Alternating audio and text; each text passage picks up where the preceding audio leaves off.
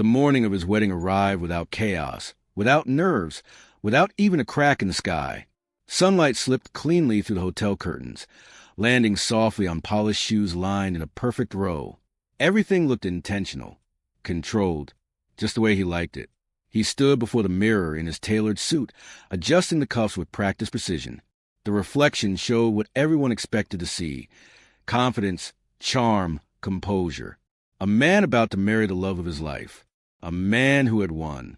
Yet for a brief second, when his phone buzzed on the table behind him, his smile faltered. He didn't turn around immediately. The vibration stopped. Silence returned. He exhaled slowly, as if nothing had happened, and faced the mirror again. The smile came back, smooth, convincing. He had spent years perfecting it. Down the hall, laughter echoed. Groomsmen joked loudly. Champagne corks popped. Someone knocked on the door asking if he was ready. He answered with ease, his voice calm, steady. Exactly how a groom should sound on the happiest day of his life. 2 minutes, he said, just fixing something. What he was fixing was not his tie. His phone lay face down on the table. He flipped it over, eyes scanning the screen. No new message. Just an old notification he had dismissed weeks ago and thought he'd buried for good. He locked the screen again, harder this time, as if force alone could keep the past contained. Outside the hotel window, the city moved on, unaware. Cars passed. People hurried. Life continued, oblivious to the fact that one carefully protected secret was standing on the edge of exposure. He remembered how this morning should feel. Excitement, gratitude, relief. Instead, there was only calculation, timing, risk. He had always believed that if you controlled every variable, nothing could go wrong. He had applied that belief to everything: his career, his relationships, even love itself. Especially love. A soft knock interrupted his thoughts. One of his friends peeked in, grinning. "She's already at the venue," the friend said. "You're a lucky man." He nodded, returning the smile automatically. Lucky. The word sat strangely in his chest. She trusted him completely. That was the irony. Trust had been the easiest thing to earn. Far easier than truth. He had learned early on that people see what you show them, and he had shown her exactly what she needed to see: stability, devotion, safety. A future that looked clean and uncomplicated. The friend clapped him on the shoulder and left. The door closed again. Alone once more. He straightened his jacket and reached for his phone, hesitating before sliding it into his pocket.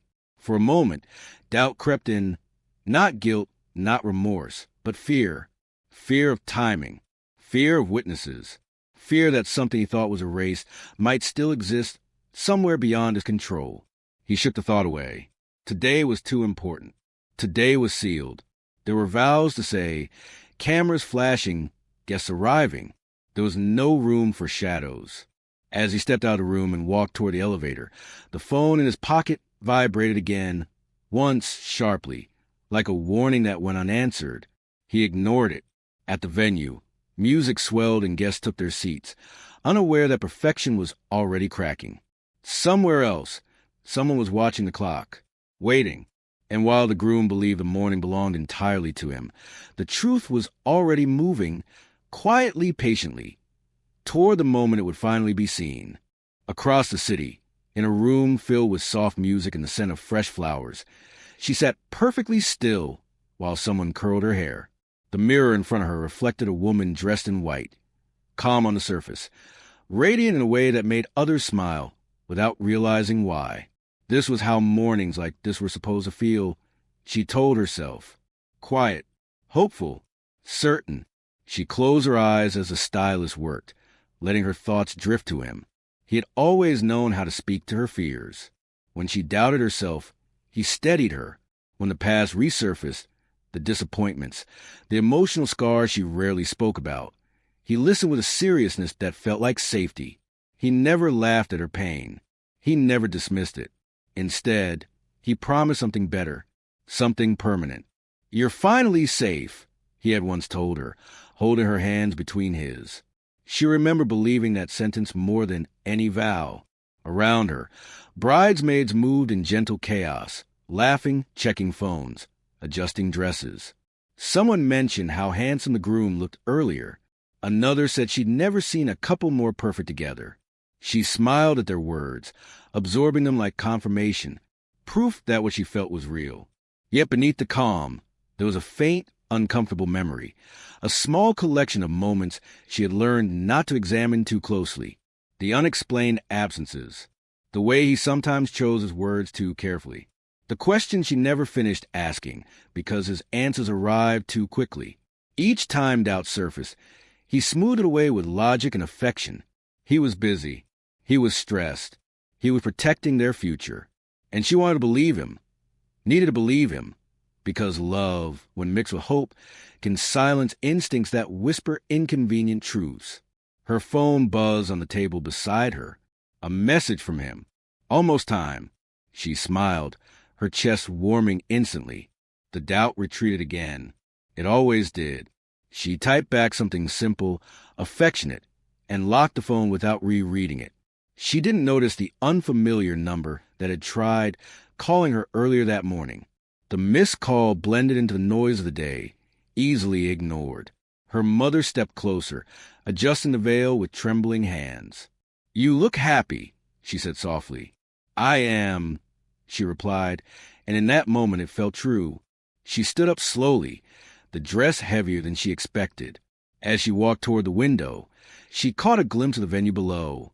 Guests were beginning to arrive, elegant and smiling, carrying wrapped gifts and expectations.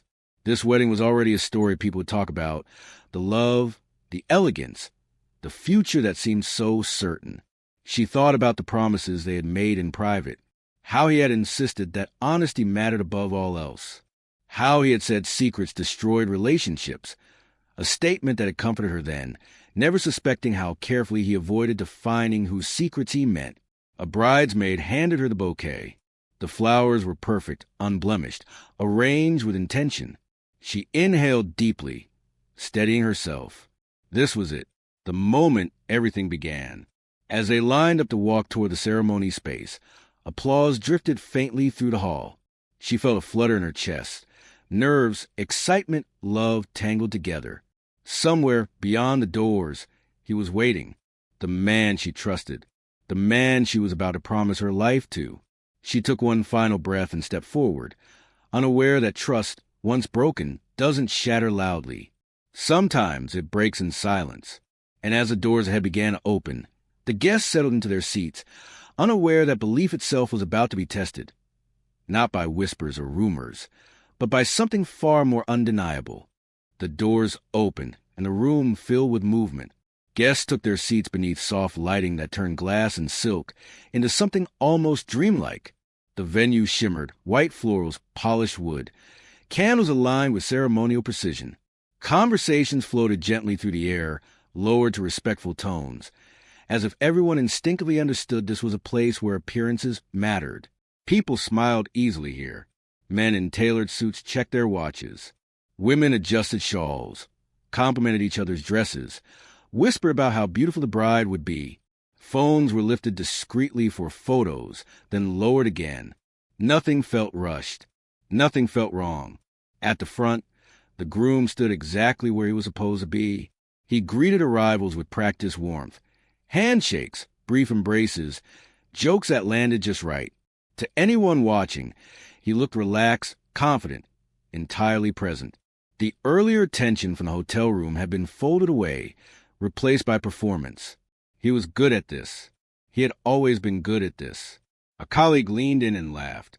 "You pulled this off perfectly," he said, gesturing at the venue. "Everything about today feels flawless." The groom smiled. "I wanted it to be memorable." The word lingered longer than intended. Across the aisle, guests continued to arrive.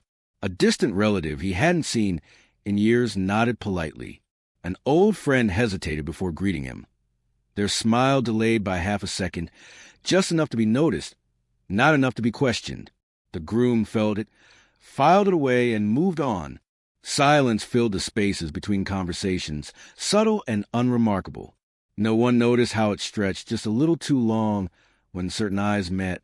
No one noticed how a few guests glanced toward the large screen positioned near the side of the hall.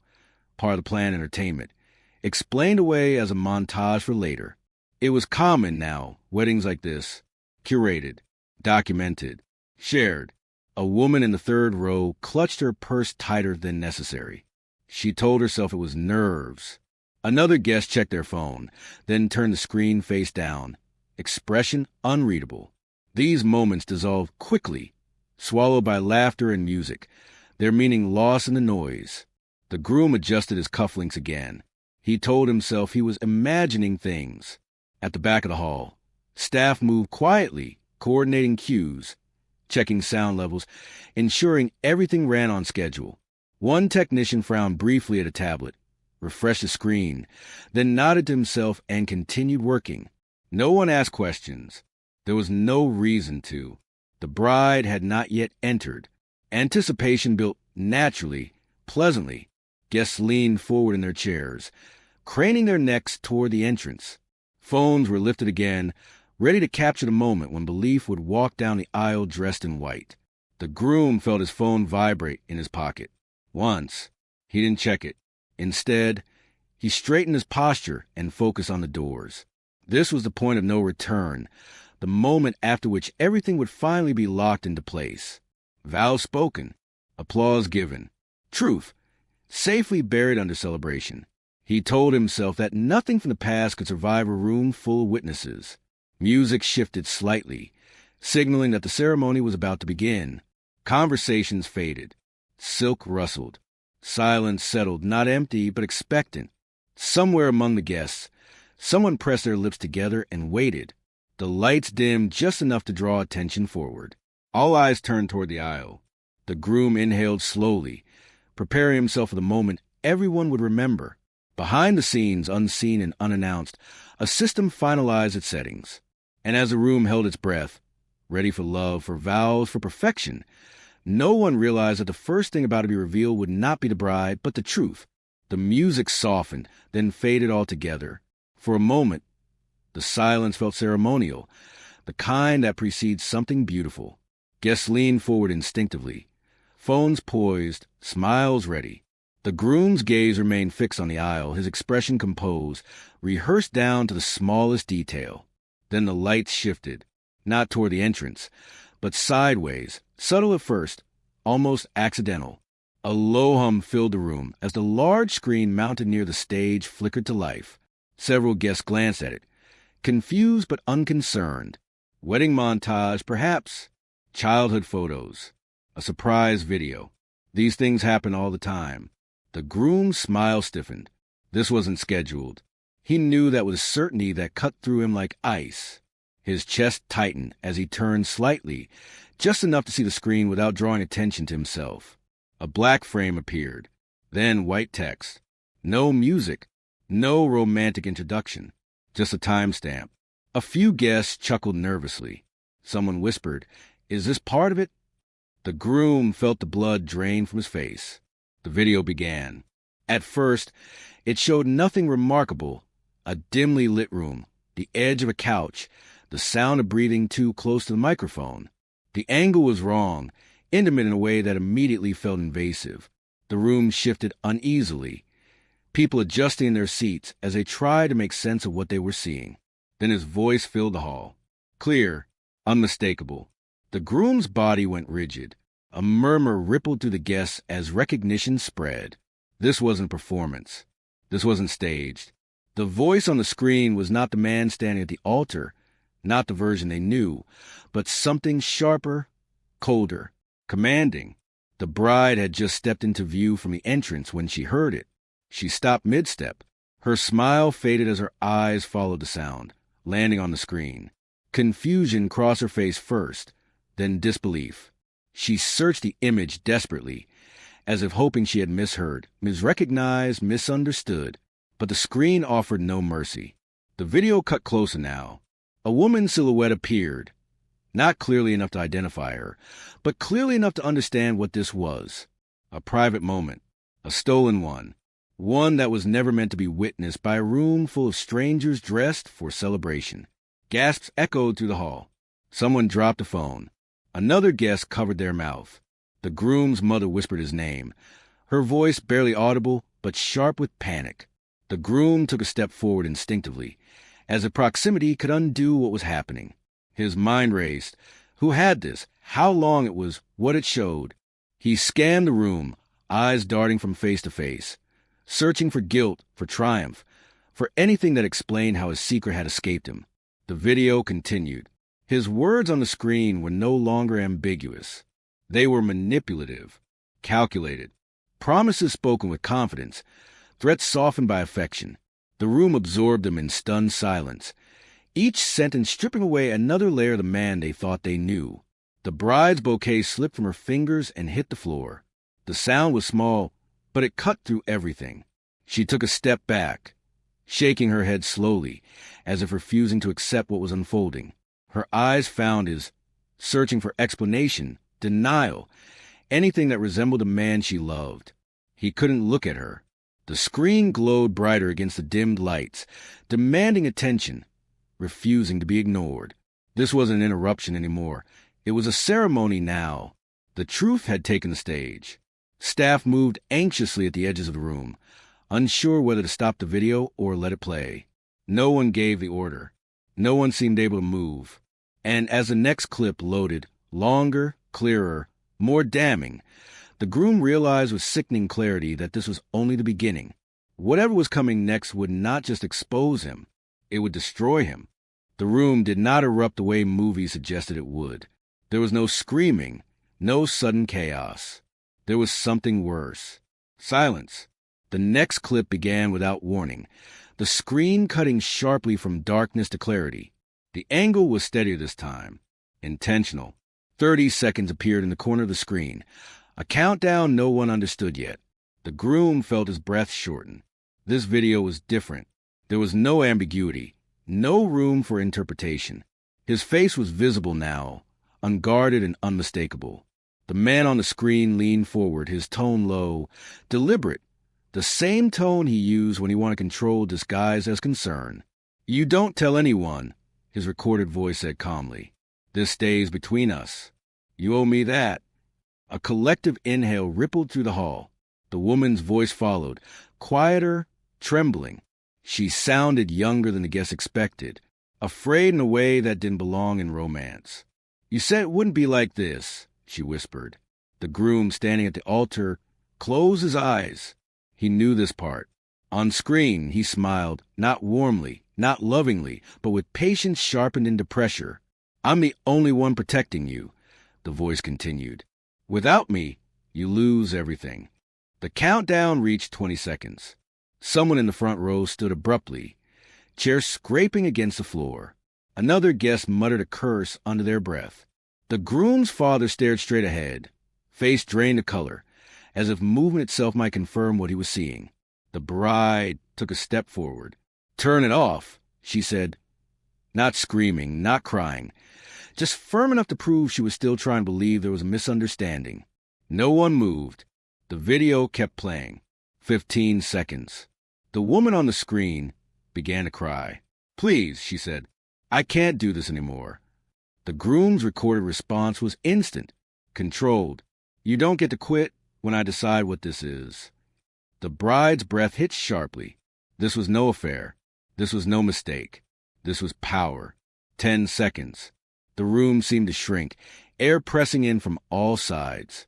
Guests who had come to celebrate now sat frozen, witnesses to something they never consented to see, but would never forget. 5 seconds. The clip ended. The screen went black. No music followed. No explanation. Just the echo of his own words hanging in the air like smoke after a fire. Then everything happened at once. What the hell was that? Is that really him? "Oh my God!" Whispers collided, overlapping, growing louder. Phones were raised again, not for memories, but for evidence. The groom opened his mouth to speak, instinctively searching for control, but no sound came out. He looked at the bride. She stared back at him as if he were a stranger wearing his face. Slowly, deliberately, she shook her head, not in anger but in recognition, the kind that arrives when denial finally dies. "Is it true?" she asked. The question was simple. The answer was not. He stepped toward her. I can explain. Don't, she interrupted, her voice breaking for the first time. Don't explain something that explained itself. Behind them, the screen flickered again. A new title card appeared. Message Archive, Part 1. A wave of realization swept through the groom. This wasn't one mistake. This wasn't one video. This was a collection. Curated. Planned.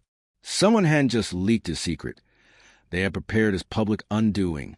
Security moved hesitantly toward the stage, unsure whether to shut everything down. Guests stood now, no longer seated observers, but participants in a moment that had crossed from scandal into exposure. The groom's mother reached for him, her hand hovering, then dropping back to her side. She couldn't touch this. She couldn't fix it. The bride stepped away from him, increasing the distance inch by inch until the aisle felt like a canyon. On the screen, the next clip cued silently, waiting. And as the groom realized that the first 30 seconds had only been the introduction, one question spread faster than outrage, louder than disbelief. Who had done this? And why hadn't they stopped yet? The room quieted again, not because anyone asked it to, but because no one knew what sound belonged there anymore. The next clip did not begin immediately. Instead, the screen showed a pause frame, blurred, imperfect, human. A woman sat on the edge of a bed, shoulders drawn inward, hands folded tightly in her lap. Her face was half-shadowed, the light deliberately angled away, as if whoever recorded this had wanted to protect her even while exposing everything else. The groom's eyes locked onto the image. He knew her posture. He had shaped it. When the video resumed, there was no dramatic reveal, no title, just her voice. I didn't think anyone would ever see this, she said quietly. The sound system carried every tremor in her words. Guests shifted uncomfortably. Some looked away, not out of respect, but guilt, the uncomfortable awareness of witnessing something that felt too real to be public. She spoke slowly, carefully, as though each sentence cost her something. He told me no one would believe me, she continued, that I was emotional, confused, lucky he even cared. The bride pressed a hand to her mouth. The narration on the screen was not accusatory. It wasn't angry. It was exhausted. The kind of exhaustion that comes from explaining yourself too many times and still being doubted. The video cut between moments, not explicit, not sensational, but devastating in their restraint. A text message demanding silence. A voice note reminding her what she'd lose if she spoke. A promise made tender enough to sound like love, sharp enough to function as a threat. This wasn't a secret relationship. It was a system. The groom stood frozen, watching a version of himself he could no longer deny. Each clip dismantled another excuse he had once relied on. Misunderstanding, mutual consent, privacy. The footage showed patterns. Repetition. Control practiced until it felt natural. A guest whispered, "She's terrified." And she was. In one clip, her hand shook so badly she had to stop speaking. In another, she apologized, not for anything she had done, but for disappointing him. The room absorbed this silently, the weight of collective realization settling heavy in the air. The bride felt something fracture inside her, not just trust, but memory. She replayed moments from her own relationship, the reassurance that followed discomfort, the explanations that arrived before questions were fully formed. She saw now how easily affection could be used as leverage. On the screen, the woman took a breath. "I didn't know how to leave," she said. He made sure of that. The groom's jaw clenched. He wanted to interrupt, to argue, to reclaim the narrative. But there was no room left for his voice. This story had already chosen its center, and it was not him. The video ended without a plea for sympathy. No tears. No demand for justice. Just a final sentence. "I'm not hiding anymore." The screen went dark. No one applauded. No one spoke. Even outrage seemed inadequate in the face of what had been revealed. Not a single act, but a pattern of harm that had lived comfortably behind charm and success. The bride lowered herself into the nearest chair, the weight of the dress suddenly unbearable. She stared at the blank screen, her mind racing with one thought she could not escape. How long had this been happening? Across the room, the groom felt something unfamiliar tighten in his chest. Not fear of exposure, but fear of origin, because this video had not been filmed impulsively. It had been gathered, protected, saved. Someone had been waiting. As technicians whispered urgently near the controls and security hesitated again, another file loaded silently behind the blank screen. The woman on the screen had spoken. Now, someone else was about to be heard. The silence after the screen went dark felt heavier than the revelations themselves. For a long moment, no one moved. It was as if the room needed time to decide what it was now. No longer a wedding. Not yet a courtroom. Suspended somewhere between shock and reckoning. The bride remained seated, hands clenched in her lap, staring at the empty space where certainty used to live. The groom broke first. He stepped toward her slowly, carefully, as though approaching a frightened animal. "I can explain," he said again, softer this time, reshaping his tone into something familiar, something practiced. She didn't look up. "What would you explain?" she asked quietly. "The words or the pattern?" He hesitated. That hesitation told her more than any confession could have. "This isn't what it looks like," he insisted, lowering his voice, aware of the audience around them. "You're seeing fragments. Context matters." She finally raised her eyes. "They showed context," she said. "They showed who you are when you think no one is watching." Around them, guests pretended not to listen while absorbing every word. This was the moment people remembered. Not the vows that would never be spoken, but the unraveling of a man who had built love like a stage set. The groom tried again, reaching for her hand. She pulled away instinctively, the motion small but decisive. "You told me honesty was everything," she continued, her voice steadier than she felt. "You said secrets destroy relationships." He swallowed hard. "I was protecting us." The lie landed flat. She stood up, slowly, the fabric of her dress whispering against the floor. "You weren't protecting us," she said. "You were protecting yourself." That was when it hit her, not as anger, not even as grief, but as clarity. Love hadn't blinded her. Trust had. She saw now how carefully he had curated her reality, how doubts were reframed as insecurity, how questions were answered before they were fully asked, how affection had been used not just to comfort, but to control. A truth settled in her chest, heavy and irreversible. Sometimes the most dangerous lies are the ones wrapped in affection. If someone controls your reality, they are not protecting you. They are owning you. She took a breath, grounding herself in it. "This is over," she said simply. The words carried no drama, no rage, just finality. A murmur rippled through the room. Someone began to cry. Not the bride, not the groom, but a guest who had come expecting joy and found something far more confronting. The groom's face hardened, his composure cracking under the weight of public rejection. "You're doing this here?" he asked sharply. "In front of everyone?" She met his gaze without flinching. "You brought everyone here," she replied. "You don't get to choose the timing of the truth." Security stepped closer now, uncertain but alert. The officiant stood frozen, script useless in his hands. The wedding had become something else entirely, a reckoning that could not be folded back into celebration. The groom glanced around the room, calculating again, searching for allies. Some guests avoided his eyes. Others watched openly now, judgment no longer restrained by politeness. Whatever power he once held in this space was gone. Behind them, the screen flickered faintly, as if reminding everyone that the story wasn't finished. The bride noticed it. She turned her head slowly, her heart sinking as realization followed. This confrontation, as devastating as it was, hadn't been the point. It was a consequence. Someone had orchestrated this moment with precision, and they hadn't done it just to expose him to her. They had done it for everyone. She looked back at the groom one last time. There was nothing left to say. Whatever explanation, he still clung to no longer mattered. As she walked away from the altar, guests parted instinctively, giving her space, not out of ceremony, but respect. The dress that once symbolized promise now felt like armor she was shedding with every step.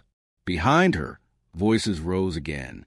Questions, accusations, confusion, and above it all hovered a new, unavoidable question. one that pressed into every mind in the room. If this was planned, if the videos were curated, then who exactly had press play? And what else were they still waiting to show? The question lingered long after the bride disappeared from the room. Who pressed play? It moved through the hall like a low current, unspoken but undeniable.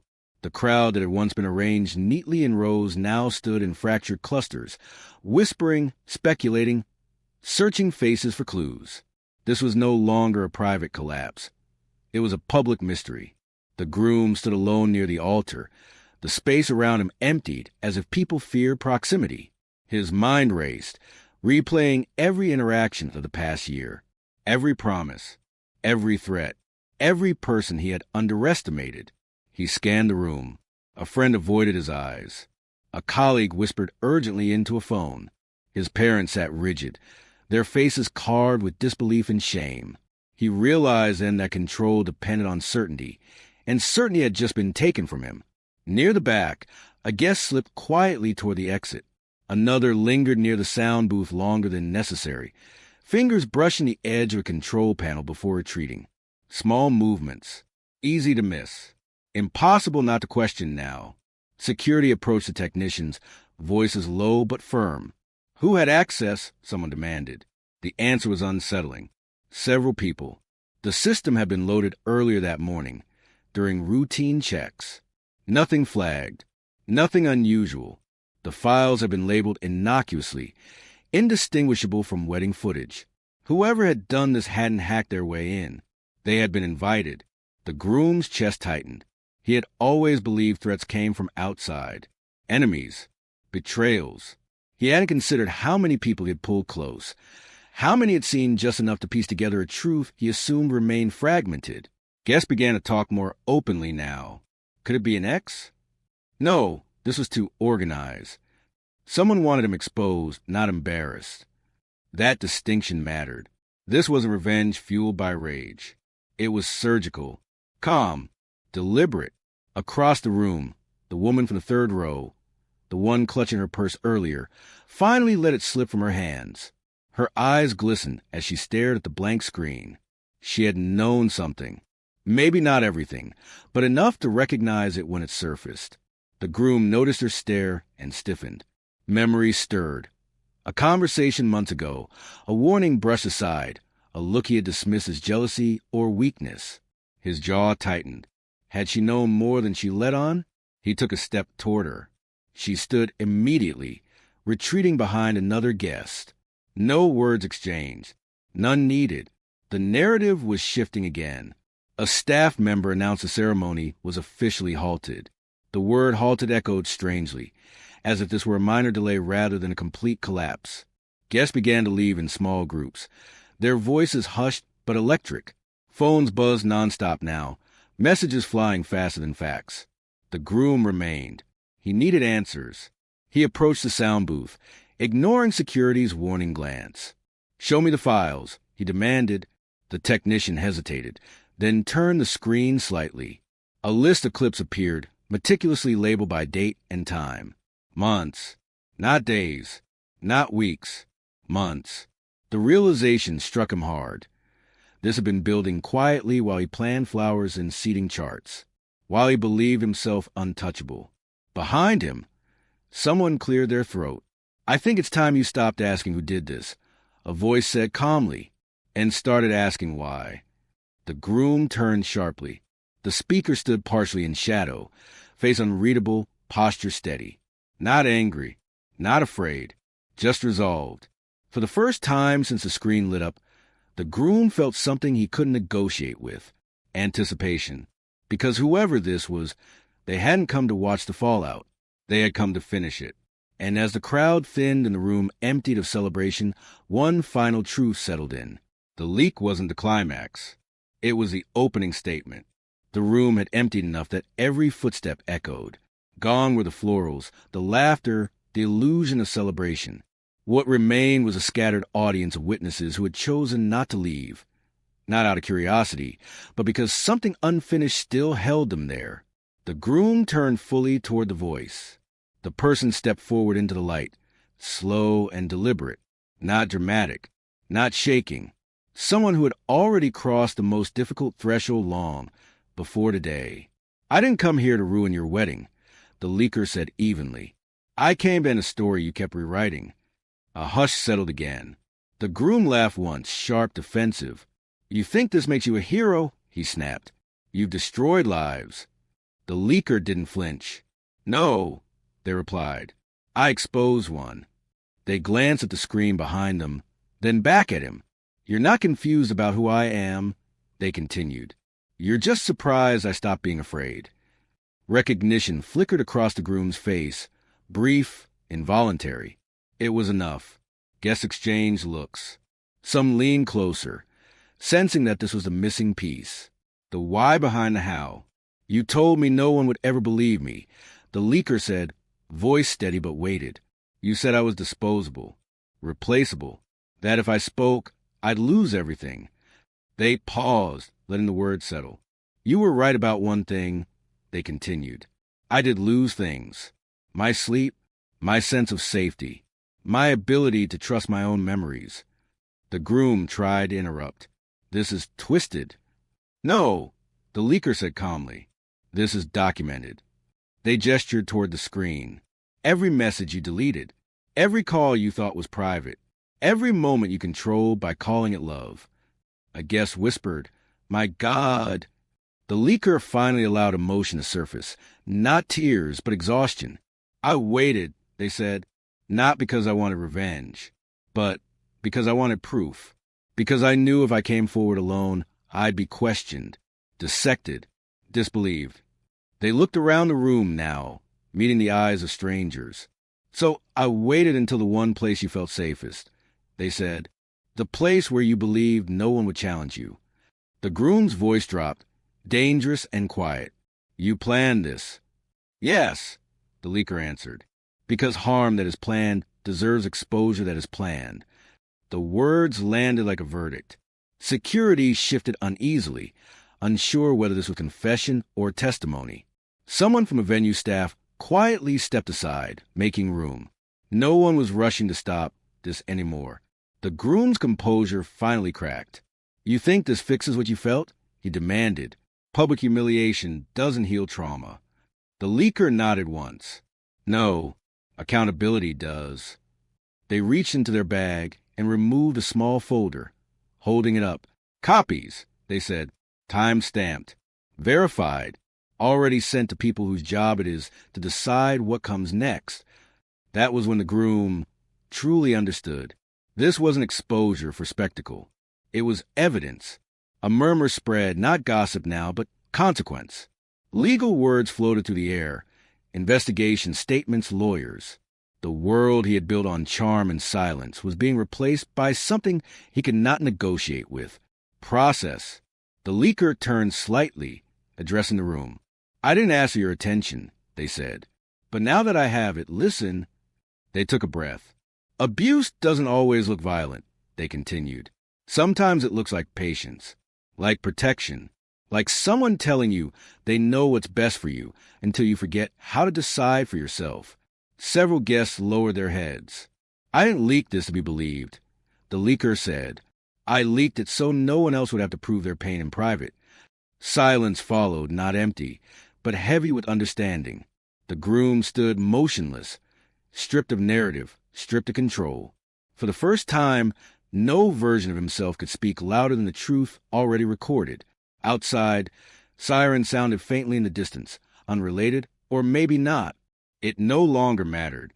The machinery of consequence had been set in motion. As security began coordinating next steps and the remaining guests slowly filtered out, the leaker turned away from the screen. Their part finished, but the story wasn't, because exposure was only the beginning. What came next would decide whether truth merely destroyed or whether it finally demanded justice. The aftermath did not arrive with sirens or handcuffs.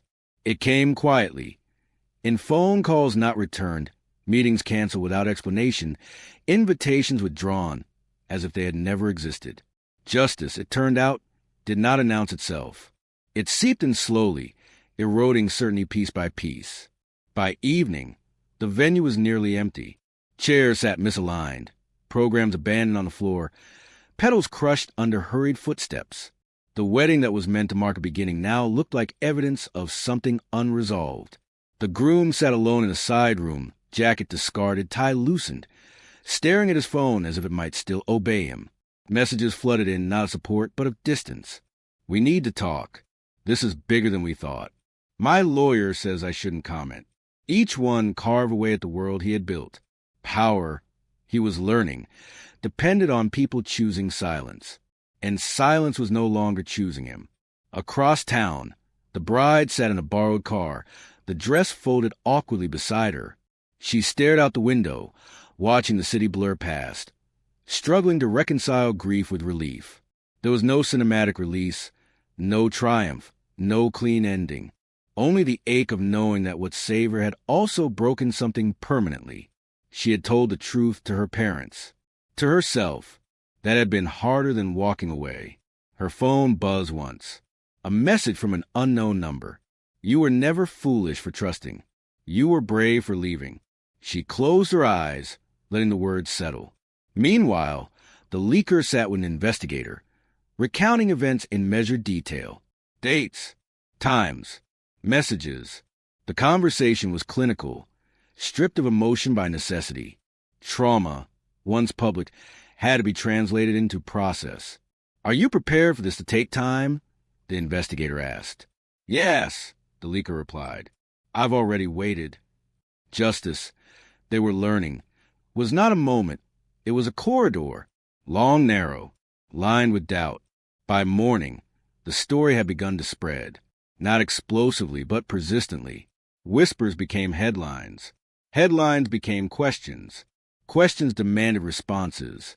The groom's company issued a statement, vague, careful, distancing itself without admitting guilt. His name was removed from a website overnight.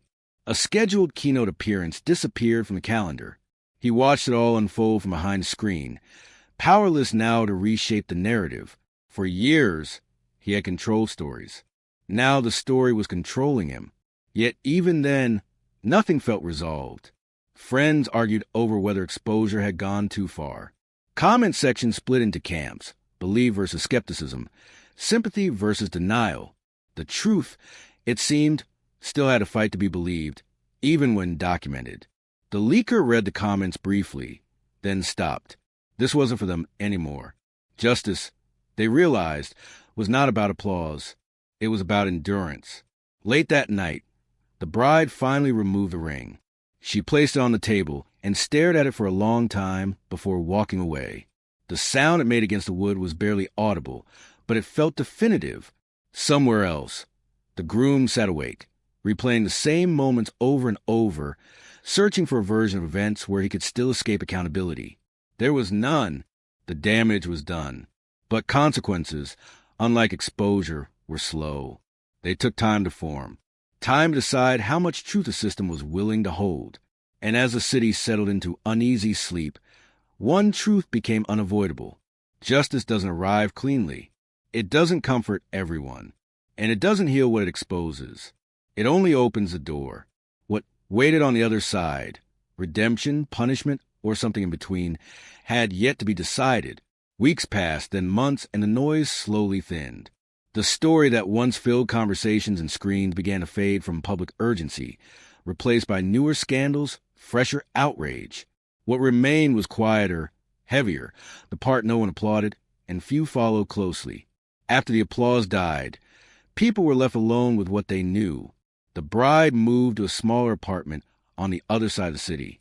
It wasn't temporary, though she told herself it was.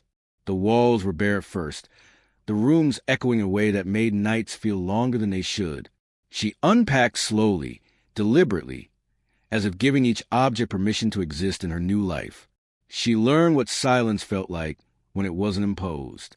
Some mornings, she woke up reaching for a phone that no longer dictated her day. Some nights, grief arrived unexpectedly, not for him, but for the version of herself that had believed certainty could be permanent. Healing didn't come with clarity.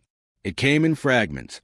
A full night of sleep, a laugh that surprised her, the moment she realized she no longer rehearsed explanations in her head. Trust, she understood now, would not return all at once. but it would return. The leaker disappeared from public view almost entirely. They declined interviews, ignored messages, stepped away from the narrative that others tried to shape around them. Justice had turned procedural, filing statements, timelines, and that process required privacy more than validation. Some days were harder than others.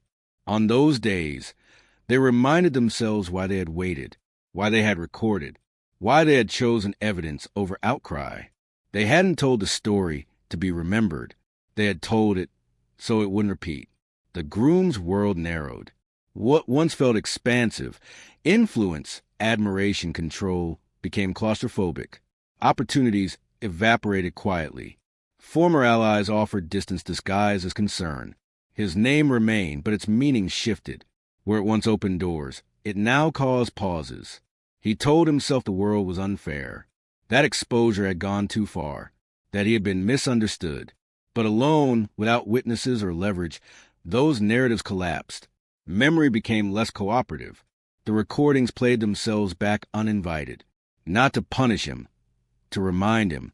For the first time, he could not escape his own reflection. There was no dramatic sentencing, no public moment of closure, only consequences that unfolded slowly, indifferently, shaped by systems larger than any one person. That, too, was justice. Occasionally, the bride saw a fragment of the old story resurface, a comment, a repost, a reminder from someone who meant well, but didn't understand that survival didn't require revisiting the wreckage. She learned to let those moments pass. She was not obligated to relive anything for someone else's understanding. One evening, months later, she attended a small gathering. No ceremony, no spectacle, just conversation, warmth, and the quiet comfort of being seen without performance. When someone asked about her past, she chose how much to say. That choice mattered. Across the city, the leaker stood at a bus stop, watching people move past with the comforting anonymity of strangers. For the first time in a long while, they felt something loosen, not victory, not relief, but peace. The knowledge that truth had left their hands and no longer needed guarding. And somewhere else, the groom watched the city lights from a window that reflected only himself. The applause he once relied on had faded completely, replaced by a silence he could not control. The story did not end cleanly, but it ended honestly. Because some truths are not meant to destroy. They are meant to interrupt, to stop cycles before they continue unnoticed, to remind those watching that power thrives in silence, and silence survives on disbelief. After the applause died, what remained was choice. Who to believe, what to tolerate, and how long secrets are allowed to live before someone decides they've taken enough. The wedding never became a memory worth celebrating, but it became something else, a moment where truth was seen and could not be unseen.